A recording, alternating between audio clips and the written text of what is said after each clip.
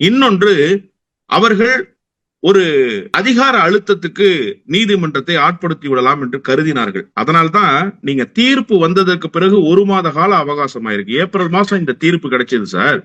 இன்றைக்கு மே மாத காலம் ஆயிடுச்சு. 1 மாத காலமாக குடியரசுத் தலைவர் காத்திருக்க வேண்டிய அவசியம் என்ன இருக்கு? இந்த 14 கேள்விகளையும் அவரை இயக்குகிற உள்துறை அவருக்கு எழுதி கொடுத்து கேட்கிற கேள்விகள் தானே. இப்போது இருக்கிற குடியரசுத் தலைவருக்கு தனிப்பட்ட கேள்வியா? இல்லையே. அது ஒன்றிய அரசினுடைய நிலைப்பாடு. உள்துறைக்கு ஒரு நெருக்கடி வந்திருக்கிறது. உள்துறையின் கீழ் இயங்கிக் கொண்டிருக்கிற ஆளுநர்களுக்கு ஒரு கடிவாளம் போடப்பட்டிருக்கிறது. எனவே உள்துறை எதை கேட்க சொன்னதோ அதை கேட்கிறார். அவ்வளவுதானே. ஏன் 1 மாத கால அவகாசம்? அங்கதான் என்ன பிரச்சனை அப்படின்னு கேட்டீங்கன்னா, இதற்கு முன்பு வரை இருந்த உச்ச நீதிமன்றத்தினுடைய தலைமை நீதிபதி சஞ்சீவ் கண்ணா அவர்கள் பாரதிய ஜனதா கட்சிக்கு இணக்கமான சூழலை கையில் எடுக்கவில்லை.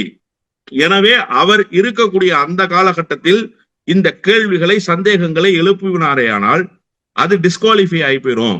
புதுசா வர்ற நீதிபதியை ஏதாவது ஒரு அழுத்தத்துக்கு ஆட்படுத்தலாம் அப்படின்னு நினைச்சாங்க. நான் கூட நேற்று வரைக்கும் அப்படி ஒரு சூழல் அமைந்து விடும் என்றுதான் நினைச்சேன்.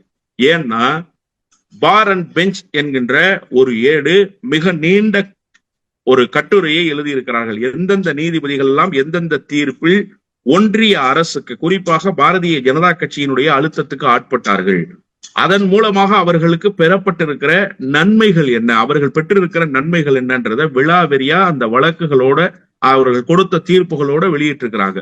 அதை படித்ததற்கு பிறகு எனக்குமே ஒரு ஐயப்பாடு இருந்தது. புதிய நீதிபதி அவர்கள் அதுபோல ஏதாவது ஒரு அழுத்தத்துக்கு ஆட்பட்டு விடுவார். ஆனா இன்றைக்கு காலை அவருடைய கருத்து என்பது தெளிந்த நீரோடை போல, சட்டம் தான் பெருசு, நீங்க இப்படிப்பட்ட கருத்துக்களை எல்லாம் தெரிவிக்க முடியாது என்பதை பட்டவர்த்தனமாக அவர் அறிவித்திருக்கிறார். எனவே ஒரு நெருக்கடி இந்த சூழலில் உருவாகி இருக்கிறது ஒன்றிய அரசுக்கு என்று நான் புரிந்து கொள்கிறேன்.